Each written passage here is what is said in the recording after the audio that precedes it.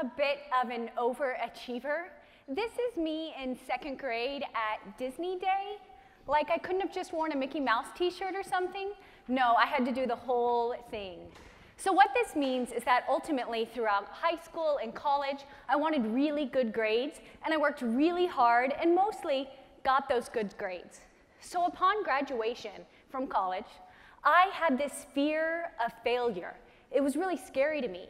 It actually took me going all the way to South America to see the upside of failure. After college, I joined the Peace Corps, which is a program that sends people abroad to do good in other countries.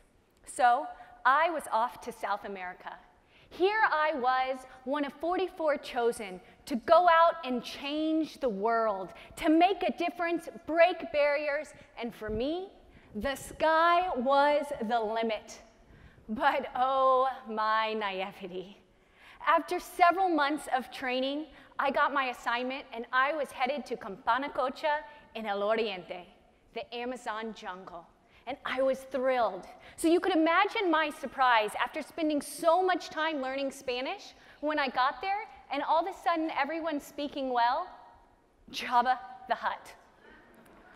I am not even kidding you. The language they speak, Quechua, was so out there, so out of this world, that Star Wars chose to base Jabba the Hutt's language on Quechua. So here I am, within 36 hours in sight, I have more than 300 bug bites all over my body. To say the least, I'm feeling a bit down on myself. But like the good overachiever I am, I decide I will make a plan. So I go to the jóvenes, teenagers, and I say, jóvenes, let's work together. Let's build a chicken coop. And with the chicks and the eggs that we raise, you can help put your siblings through high school. And they were like, that sounds great, let's do it. So we went and we harvested the bamboo and we carried it, and it was so heavy, like bruise your shoulders heavy. And then we brought it to the site and we dug these holes and we put the bamboo in there. And when the project was about 90% complete, an elder came to me and said, hey, Sadie. And I was like, yeah. And he was like, I think this project is really good. We really support it. But we're going to need you to move the structure about 30 meters to the left. And I was like, you're kidding? And he said, no. So I went back to the group of jóvenes and I said, no big deal, just a little hiccup. But we're going to have to move this structure that we spent 2 months building about 30 meters to the left. And they were like, thanks, but no thanks. And so went failure number 1. But I picked myself back up and said, no big deal. I will do small income generation. I will work with these women. And we brought someone in from bien adentro, far in the jungle. And we taught them how to harvest clay and how to make kilns of bamboo and how to use my very own gringa hair, because they told me it made a finer paintbrush, to paint all of the ceramics. And when we were done, there was beautiful pieces of ceramics and we had these lovely certificates you see. So it looks like a success, right? Wrong. Because now we actually had to get these really delicate pieces of ceramic to town. And in order to do that, we had to load it onto the back of a camioneta or truck. And in that truck bed, there would be about 12 people, all with kids on their back or on their laps, maybe a couple hogs, some chickens, and everyone else's junk. So let's say we got it all the way to the river. Then we still had to put it inside the canoe.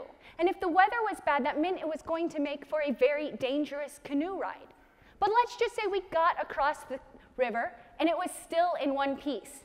Now we had to put it onto the bus, where it was most likely going to be kicked or stepped on or sat on, which meant that the odds of getting these very fragile pieces to town in one piece was practically slim to none. But I knew if I sat around in my hut with my roommates of rats and bats and snakes, that I would go insane. So I decided I'll get out. I will use this runashimi, this Quechua language skills. And I walked up to people's houses and I was like, Ali Punja, Ali Chishi. And they would come out and they'd look and they'd see me and they'd get really excited and they'd say, come on in. But that first month, whenever I got inside, there was always this hesitancy. People were waiting, watching, to see if I was going to drink the chicha. Well, what is chicha, you ask? I'm so glad you did.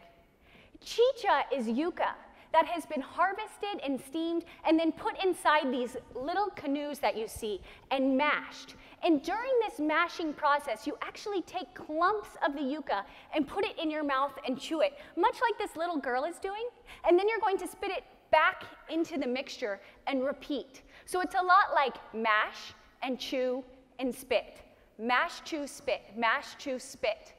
And once it has been mashed and chewed and spat sufficiently, then they are going to put this inside of a trash can and lay it to sit and ferment for 5 days or more.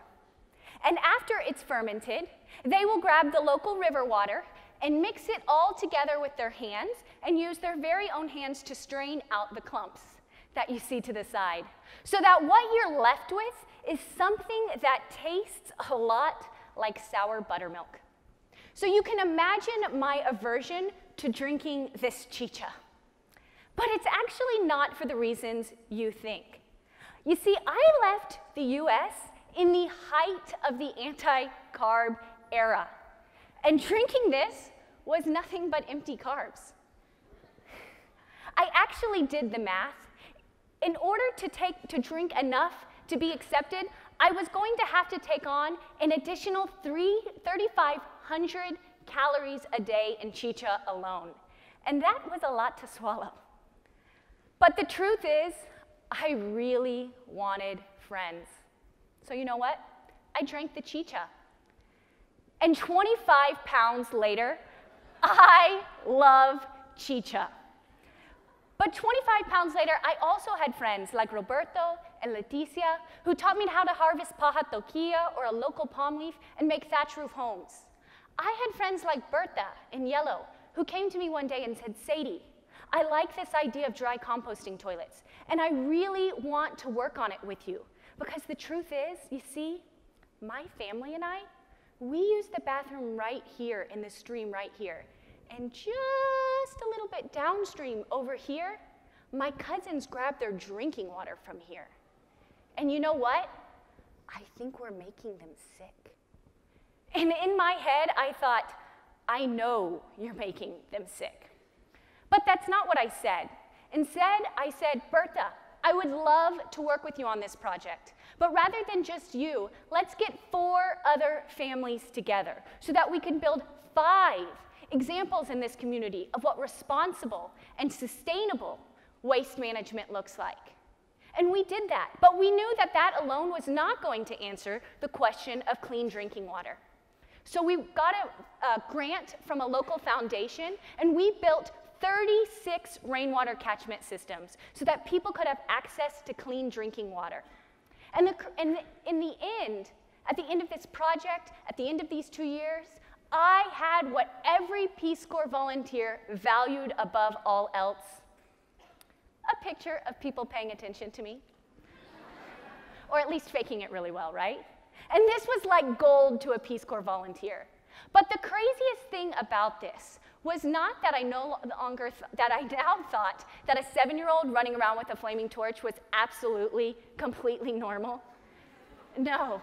The crazy thing about it is there were 44 of us who set out to make a difference, to change the world. And at the end of those 2 years, there were only 27 of us left in country completing our terms of service.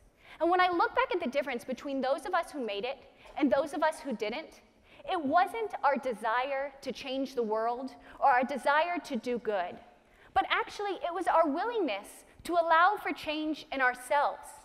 It was our willingness to look at failure not as something that defined us, but that's something we could learn for.